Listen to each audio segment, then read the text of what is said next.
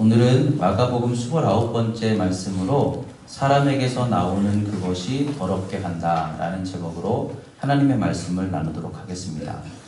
지난주 말씀과 오늘 말씀은 연결이 되는 말씀인데, 지난주에는 우리가 예수 그리스도와 제자들이 손을 씻지 않고 음식을 먹었던 사건에 대해서 서기관과 바리새인들이 어떻게 부정한 손으로 먹을 수 있느냐, 그리고 지적하였을 때 예수님께서 너희가 정한 규칙을 지키는 것이 그러면 깨끗함이 되느냐, 이렇게 말씀을 하시면서 우리가 정한 규칙을 따르는 것이 우리를 깨끗하는 게 아니라 하나님의 말씀을 다 지켜 행하는 것이 우리를 깨끗하게 하는 것인데, 상황에 맞게 지키는 원칙들이 때로는 오히려 하나님의 말씀을 헛되이 지키게 할 수가 있다, 이렇게 예수님 말씀하시면서 중요한 것은 우리가 무엇을 지키느냐가 아니라 마음이 문제다, 이렇게 주님이 말씀하셨죠.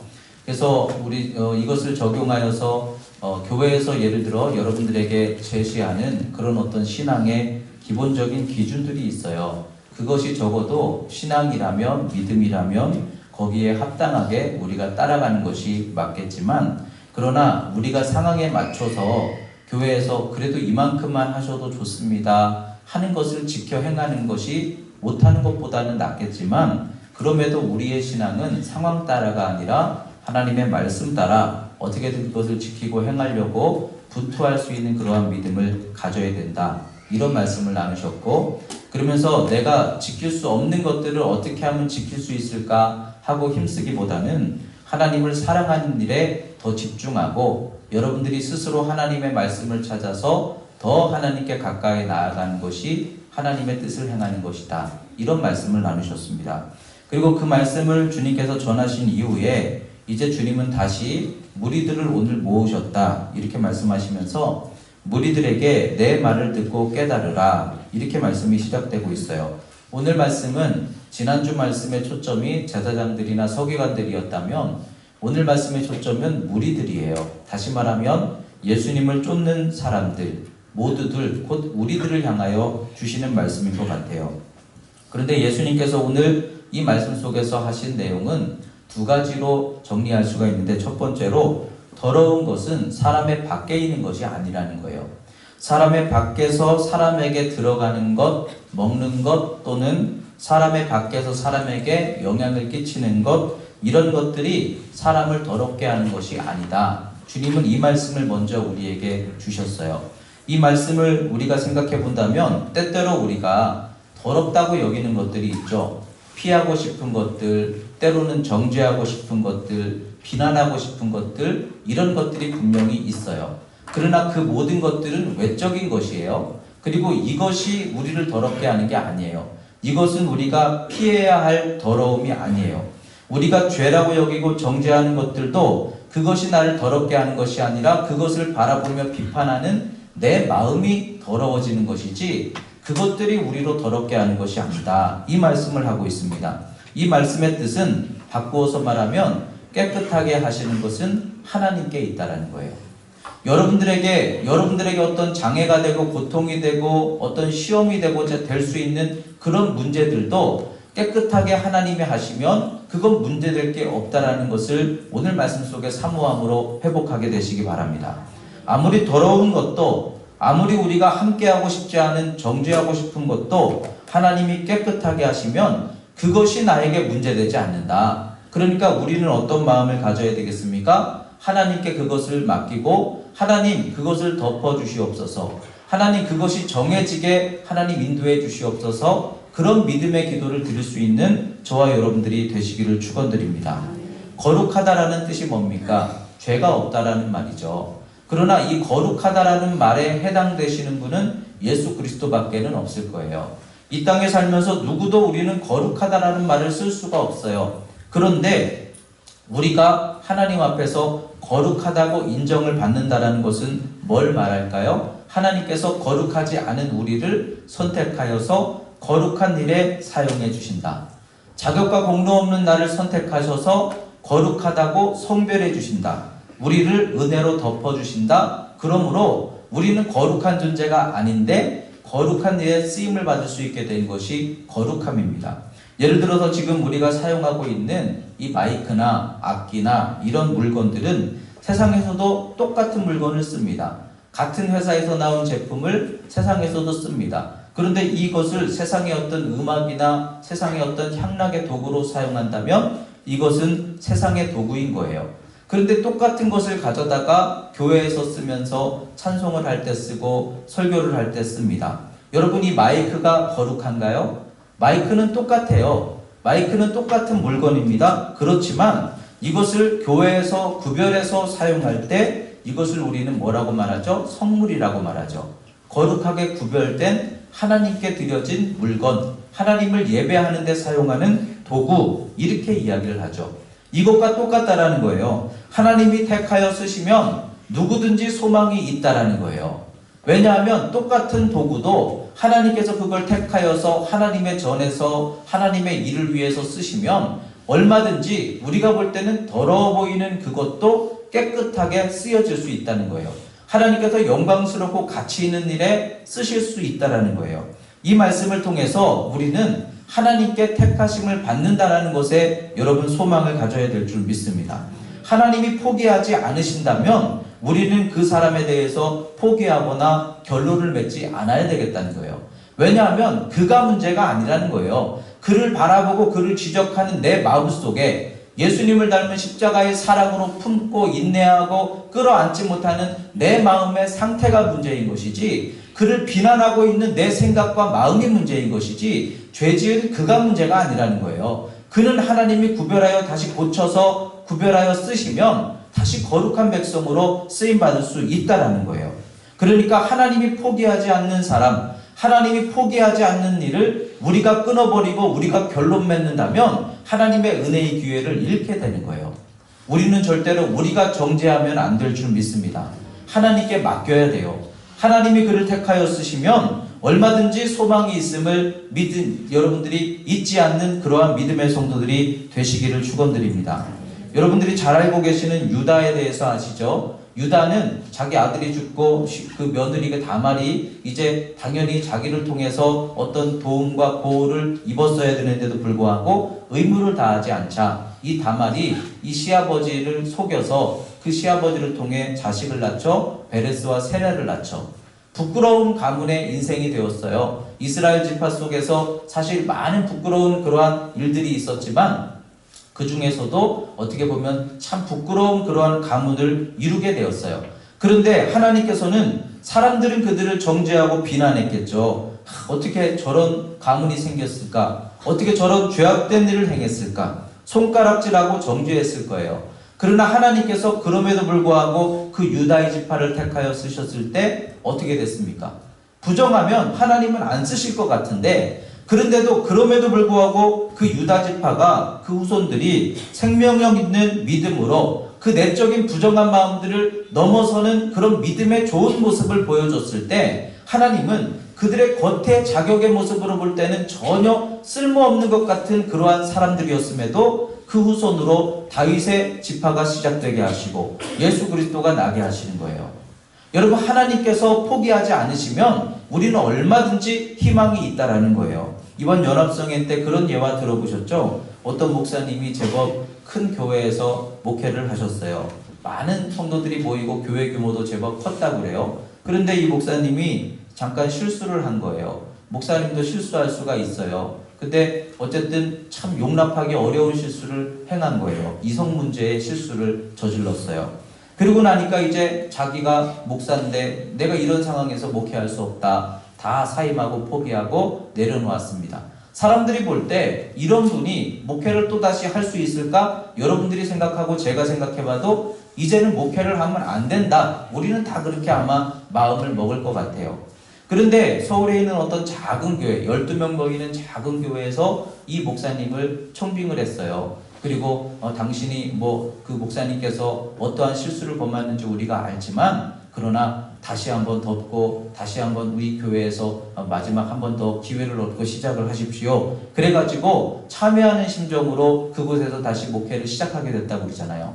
그러니까 사람들이 볼 때는 어떻게 저런 사람들이 목회를 해, 정죄하는 사람도 있었을 것이고, 그렇게 큰 교회에 있다가 어떻게 실수해서 저렇게 작은 곳으로 왔느냐, 벌 받았다, 뭐 별의별 소리를 다 들었겠죠. 그런데 이 목사님이 12명 그 성도들을 놓고 정말 참회하는 심정으로, 이전에 나는 없습니다. 이제부터는 나를 십자가에 못 박고 오직 주님 앞에서 충성된 종으로 최선을 다하겠습니다. 그리고 주어진 기회를 다시 최선을 다해서 섬겼을 때 그 교회가, 서울에 있는 그 교회가 지금은 500명이 모이는 큰 교회로 다시 성장이 됐다는 거예요. 그러면서 이야기하는 것이, 만일 그 교회까지도 이 목사님을 용납해 주지 않았다면, 물론 목회자가 범죄하면 안 돼요. 그런데 어쨌든 목회자든 누구든지, 근데 만약에 그를 그럼에도 불구하고 용납해 주지 않고 결론 맺어버렸다면 그분은 뭐 목회를 안 하고 나름대로 뭐 사업을 하든지 뭘 하든지 하면서 살아가는 그런 인생이 됐겠지만, 그래도 남아있는 그 작은 교회 하나가 그를 용납해 줌으로 인해서 하나님이 그를 쓰실 수 있는 기회를 잃어버리지 않게 하고, 또 그가 다시 목회에 전심을 다하니 이전보다 더 귀하게 쓰임을 받게 되었다고 한다면, 여러분, 우리가 누구든지 하나님께서 포기하시지 않고, 바꾸어서 말하면 하나님이 그럼에도 불구하고 그를 인정해 주시는 거 아닙니까? 그럼에도 불구하고 그를 쓰실 수 있는 분이 하나님의 넓은 마음의 사랑이 아닙니까?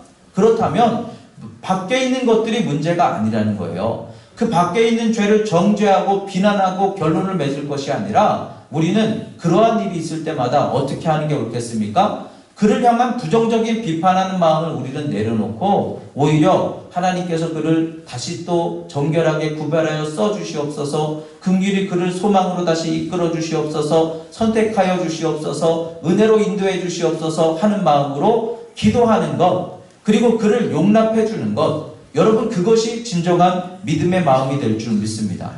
주님을 닮는 마음은 그런 마음이더라고요. 죄를 정죄하고 죄를 알고 죄를 비판할 줄 아는 게, 그게 우리의 믿음의 자랑이 아니라, 죄인 것을 알면서도 그럼에도 그를 덮어주고 용납해주고 인내할 수 있고 그 감당할 수 있고, 그것이 사실은 신앙인 거예요. 그것이 우리가 감당해야 되는 믿음인 거예요. 그러니까 우리가 싸워야 할 대상은 그 죄를 짓는 그 사람이 아니라, 그 죄를 짓는 그 사람을 용납하지 못하는 우리 안에 있는 마음이다라는 거예요. 그런 의미에서 여러분, 우리가 밖에 있는 것들을 바라볼 때에는 항상 그 어떤 것일지라도 그래도 그것을 우리가 판단하지 않는 그러한 지혜 있는 믿음을 가져야 될 줄 믿습니다.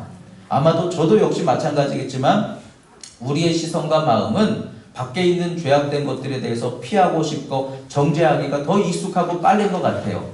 그러나 우리의 믿음이 더욱더 믿음답게 서려면 어떤 것이든지 그럼에도 하나님이 구별하여 쓰시면 구별하실 수 있다. 거룩하게 하실 수 있다. 성별하여 하나님의 도구로 쓰실 수 있다. 그러한 마음을 가질 때 우리는 얼마든지 누구든지 어떤 일을 만나든지 희망을 잃지 않을 수 있고, 그 속에서 하나님의 뜻을 이루는 그러한 믿음의 성도들이 될 줄 믿습니다. 근데 중요한 것은요, 이 밖에 있는 것들은 하나님께 속하였으니 여러분, 그거 정죄하고 비판하지 말고 하나님께 맡겨라. 그러면서 주님께서 오늘 말씀하시는 강조점은 외부에 있는 것이 아니라, 외부에서 들어가는 것이 우리를 더럽게 하는 게 아니라, 그 외부에서 들어간 것을 받아들인 우리의 마음이 우리를 더럽게 한다. 이걸 지금 말씀하고 있는 거예요. 그것을 우리는 어떻게 받아들이느냐? 여러분들이 먹고 여러분들이 만나고 여러분들이 경험하고 있는 그것을 우리는 어떤 생각으로, 어떤 마음으로 받아들이느냐? 이게 문제라는 것을 말씀으로 지적하고 있어요. 여러분들이 잘 알고 있는 레위기의 말씀 중에 하나님께서 금하신 것들이 있죠. 먹지 말아라 하고 금하신 무슨 그 음식들이나 짐승들이나 물고기나 이런 것들이 있어요. 근데 하나님께서 그걸 왜 금하셨을까? 예전에는 그게 참 의문스러웠어요. 그런데 이스라엘 백성들이 광야 40년 길을 걸으면서 만나, 처음에는 얼마나 감동했습니까? 근데 나중에는 만나, 또 만나야, 또 만나야 그러면서 하는 말이, 왜 우리는 애굽에 있을 때는 고기도 먹고 부추도 먹었는데 계속 만나야, 그러면서 불평하는 그 말씀이 등장을 하죠. 그런데 왜 그들이 고기와 부추를 원했을까 하고 생각을 해보니까, 오늘 말씀에 예수님께서 지적하신 내용을 이렇게 비교해서 이 내용을 해석을 할 때 그 의미를 풀게 되는 거예요. 고기와 부추를 먹고 싶은 게 아니라 고기와 부추를 바라는 그들의 마음과 생각이 문제였다는 거예요. 그러니까 다시 말하면 하나님께서 금하신 모든 그 짐승이나 음식들을 사람들이 왜 그걸 먹고 싶어 할까? 사실은 왜 먹고 싶어 해요? 그거 먹으면 왠지 막 기력이 회복될 것 같아요. 여러분 거기 금하신 물건들을 보면 뭐 장어나 뭐 이런 것들 있잖아요.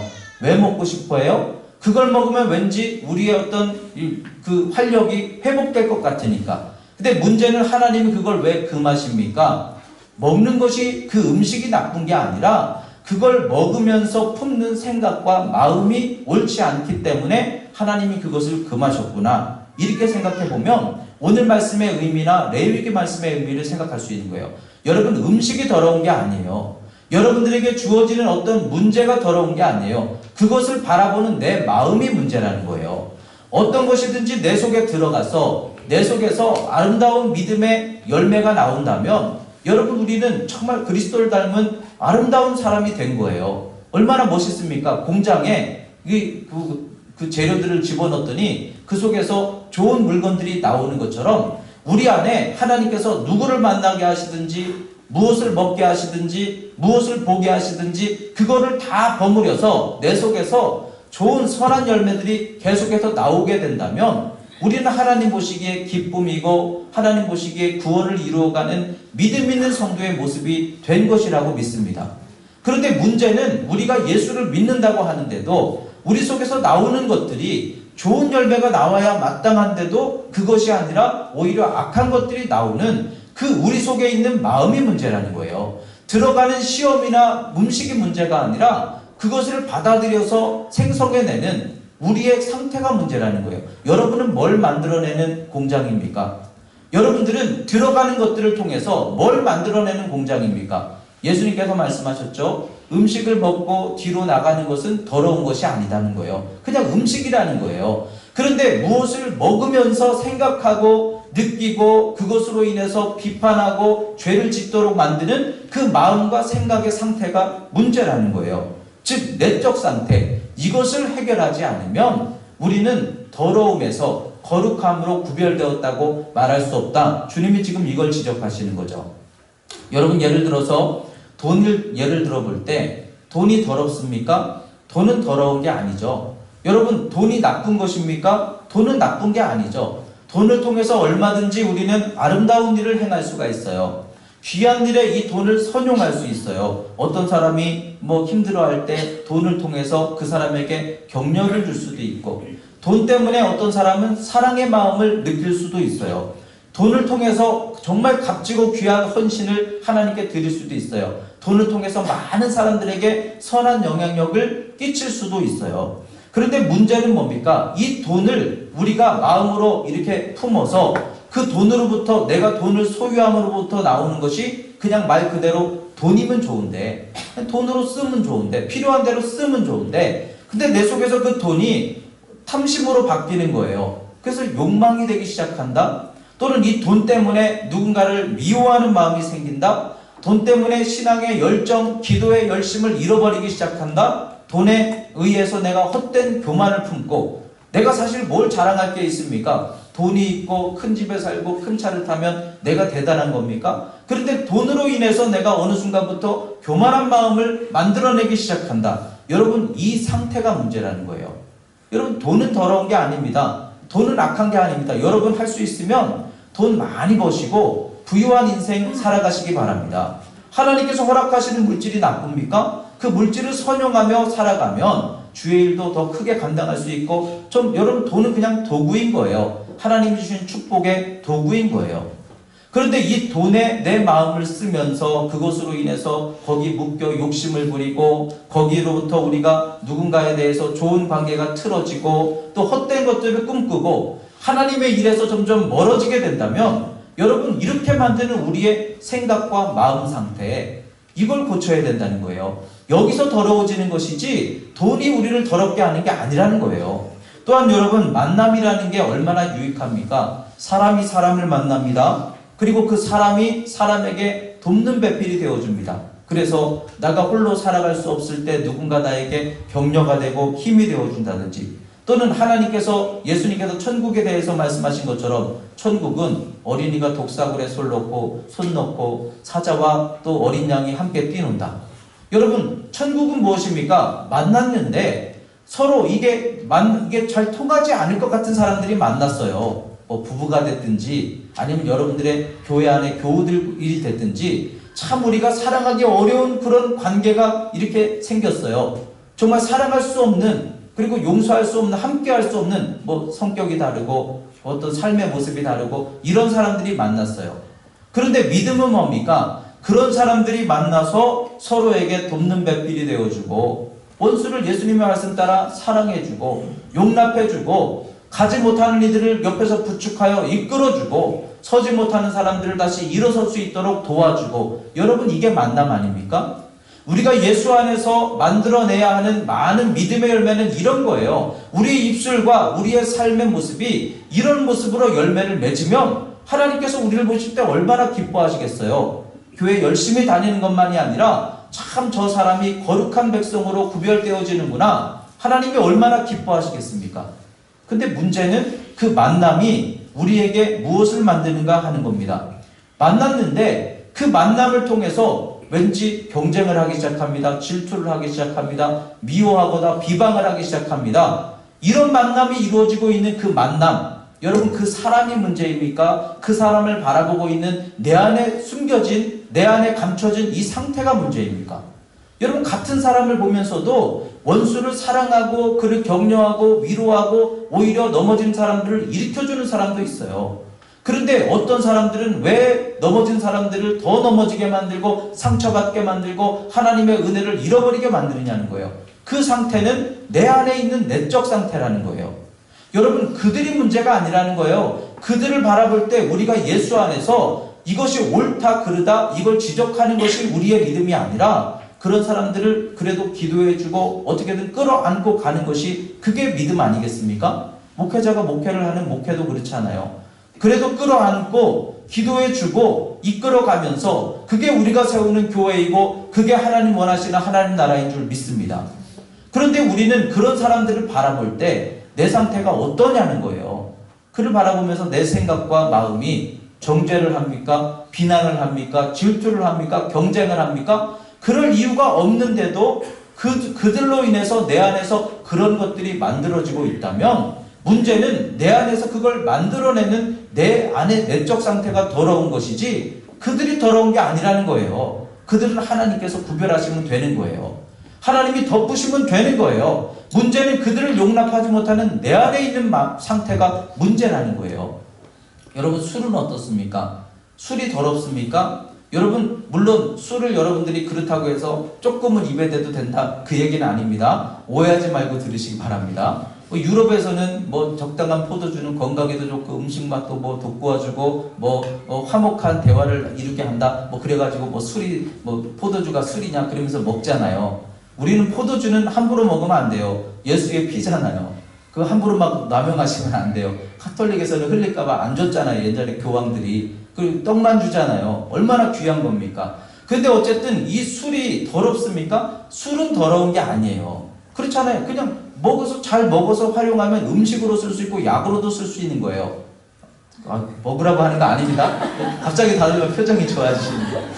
근데 문제는 이 술을 먹음으로 인해서 우리가 받는 영향력이 뭡니까? 생각과 마음의 영향력이 뭡니까? 술을 먹었더니 막 은혜가 충만, 그동안 하지 못하던 감사의 말을 목사님께 와서, 술 먹고 와서 목사님 사랑합니다, 제가 그동안 표현 못했습니다, 주님께 더 기도하겠습니다, 말씀대로 제가 한번 도전하겠습니다, 막 이러면 제가 술을 여러분들에게 억지로라도 먹이죠.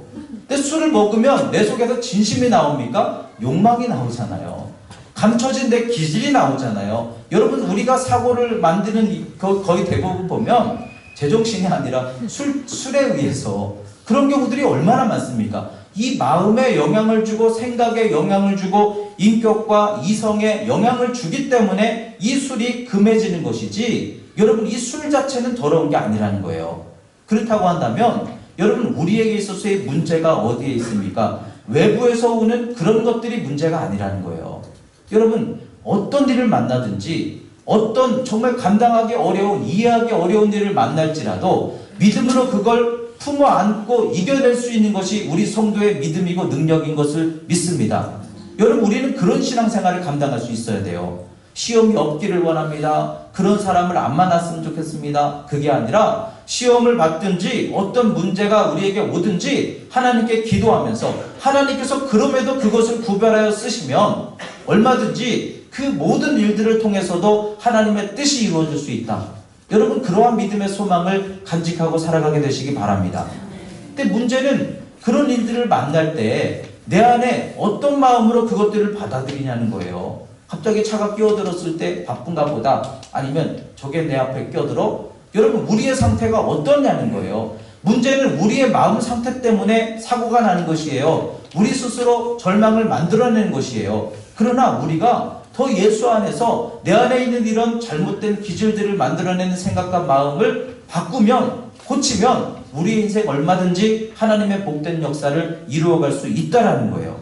그러니까 이전의 상태가, 우리가 이전의 것들을 이전의 상태에서 새로운 믿음으로 바뀌어져야 되는 것이지, 믿음은 주님께서 원하시는 그러한 인격과 마음으로 변화를 받는 것이 믿음이지, 여러분, 겉에 있는 거룩한 열심, 주님께서 말씀하시는 게 그거잖아요.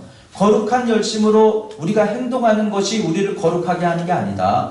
아무리 교회에 나와서 신령과 진정으로 거룩하게 예배를 드리고 있어도 우리의 내적인 마음 상태가 해결되지 않으면 그 속에서 나오는 것이 뭐냐는 거예요. 21절에 속에서 곧 사람의 마음에서 나오는 것은 악한 생각, 곧 음란과 도둑질과 살인과 간음과 탐욕과 악독과 속임과 음탕과 질투와 비방과 교만과 우매함이니.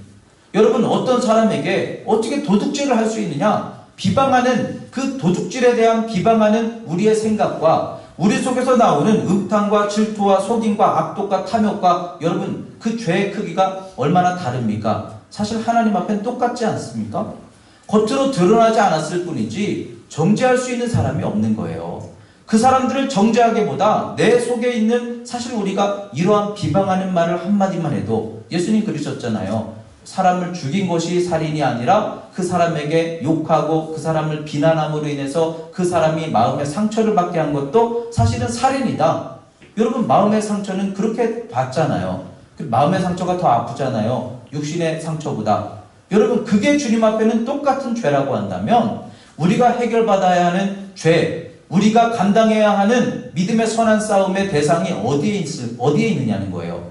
여러분, 밖에 있는 것들을 정죄하고 밖에 있는 것들을 피하고, 나는 술 먹지 않으니까, 나는 저런 사람들과 어울리지 않으니까, 나는 악한 행동을 하지 않았으니까 나는 하나님 앞에 인정받겠지, 그런 식의 믿음이 돼서는 안 된다. 주님이 그 말씀하시는 거예요. 우리의 속사람을 깨끗함으로 회복하는 일에 저와 여러분들이 더욱 힘써야 될 줄 믿습니다. 여러분, 우리의 내적 상태가 왜 중요합니까? 이것이 우리의 한계가 되기 때문이에요. 하나님이 이스라엘의 위기의 순간에 사사를 일으키셨잖아요. 근데 삼손을 세우셨어요. 여러분, 정말 대단한 인물 아닙니까? 낙이 턱뼈로 몇천 명을 사람을 이렇게 무찌르고 얼마나 대단한 장수였습니까? 근데 그 삼손이 자기가 얼마든지 하나님 앞에서 크게 쓰임받을 수 있음에도 불구하고 그가 그만큼밖에 가지 못했던 이유가 뭡니까? 자기의 내적인 그 욕망이잖아요. 여인을 향한, 블레셋 여인을 향한 욕망.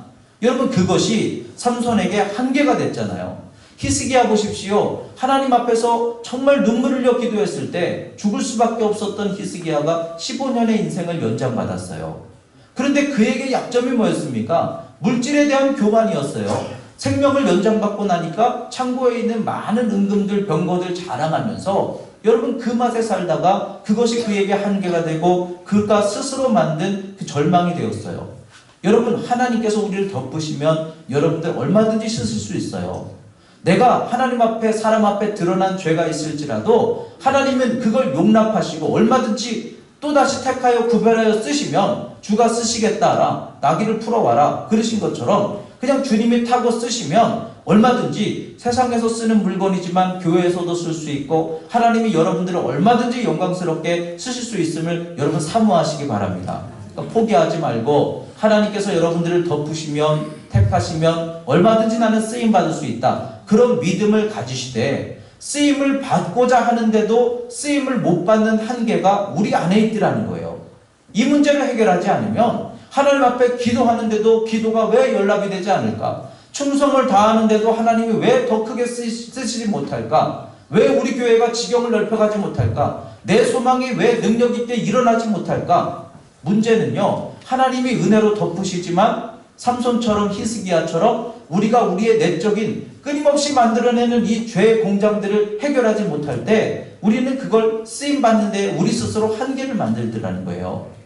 그래서 오늘부터 이 말씀을 통해 더러움의 문제는 어디에 있는가? 내 안에 있다는 거예요. 여러분, 이 말씀에 누구도 자유한 사람 없을 거예요. 사도 바울께서도 나는 정말 날마다 죽노라 하고 고백한 것처럼 하나님의 은혜가 없어서가 아니에요. 하나님의 사명을 감당하지 못해서가 아니에요. 내 안에서 여전히 해결되지 않는 이 죄의 쓴뿌리가 남아있음이 문제인 거예요. 그럴 때 어떻게 해야 되겠습니까? 존 오웬이 그렇게 얘기했죠. 내 안에 있는 이 죄를 죽이기 위해서 굶기라는 거예요. 여러분, 굶기시기 바랍니다. 자꾸 먹이 주지 마세요. 자꾸만 비방하는 마음이 들 때, 의심하는 마음이 들 때, 질투하는 정욕의 마음이 들 때 자꾸 거기에 내가 먹이를 주지 마세요. 먹이를 주는 그 생각 속에서 우리는 어둠이 임하고 하나님의 은혜를 자꾸만 멀어지게 만드는 거예요. 그럴 때마다 끊어버리시고 빛으로 채우시기 바랍니다. 말씀으로 채우시기 바랍니다. 성령으로 채우시기 바랍니다. 이번 입사타 작밤을 통해서 우리가 기도하되 하나님의 풍성한 은혜를 사모하면서 정말 하나님께서 우리에게 쓰시고자 하시는데, 여러분에게 응답하시고자 하시는데 문제가 어디에 있습니까? 내 안에 있다는 것을 우리가 깨닫는다면 오늘 이 말씀을 통해서 기도하면서 그걸 이겨낼 수 있기를 여러분 도전하시기 바랍니다. 그리고 이 말씀을 근거로 해서 여러분들이 감당할 수 없는 일이 있습니까? 여러분이 끌어안기 어려운 사람이 있습니까? 그래도 하나님은 말씀을 따라 그래도 그런 모든 이들을 다 예수의 마음으로 연락하고 그들을 다 품어 안기 원하십니다. 그럴 때, 내 마음의 한계를 넘어설 때, 내 마음의 이 연약함들을 이겨낼 때, 그럴 때 우리는 하나님 앞에서 더 큰 은혜를 받을 수가 있게 되는 거예요. 그런 의미에서 우리의 싸움의 대상은 우리 안에 있다. 이걸 여러분 꼭 기억하시고, 그래서 항상 말씀을 채워야 되고요, 기도해야 되고요, 성령의 은혜의 도우심을 구해야 되고요. 여러분들이 여러분의 내적인 것들을 넓히는 만큼, 이겨내는 만큼 하나님 안에서 은혜는 이미 약속되어 있어요. 근데 우리가 만들고 있는 이 한계에서 우리가 넓히는 만큼 하나님의 은혜를 우리는 채울 수 있다고 한다면 우리가 더욱더 우리의 내적인 우리 안에 있는 것들과 믿음으로 도전할 수 있고, 이왕이면 그 모든 것들을 다 감당할 수 있는 그런 믿음의 성도가 될 때, 오늘 말씀을 통해서 예수님이 무리들에게 요구하신 이 말씀이, 우리에게 듣게 하신 이 말씀이 우리에게는 소망의 말씀이 되고 실제로 축복을 이루는 말씀이 될 줄 믿습니다. 오늘 말씀을 쭉 읽으시면서 특별히 주님께서 지적하신 그 죄의 내용들, 거기에 예외가 없어요. 다른 사람들, 나도 똑같은 죄인인데 누구를 지적하고 정죄하겠습니까? 그러나 예수의 마음으로 품어 안으면, 또 예수의 성령의 충만한 능력으로 채우면 얼마든지 우리는 이길 수 있다. 그런 마음을 가지시고 이 한 주간 기도하며 더 충만한 하나님의 은혜로 승리할 수 있는 저와 여러분들이 될 수 있기를 주님의 이름으로 축원드립니다.